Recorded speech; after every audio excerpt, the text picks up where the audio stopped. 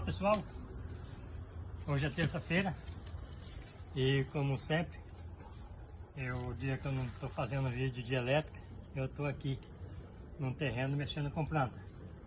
Aqui são 3 mudas, né, de abacate, feita de enxerto, ó. Tem mais ou menos 90 dias cada um, tá vendo? E aqui tem mais, aqui ó, as mudinhas também, tudo feito por enxerto. Aqui tem muda de 90 dias, até aqui no caso isso aqui tem 60 dias, entendeu? E aqui são as plantas, fala árvores da felicidade. Então, pessoal que gosta muito de ter em casa, pessoal que tem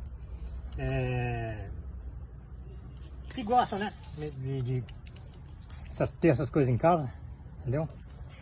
E eu estou sempre fazendo essas mudinhas aí.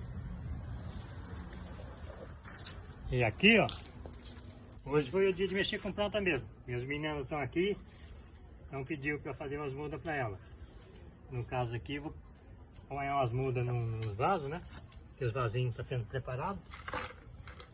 E é isso aí. O dia que estou meio estressado, mexer com planta.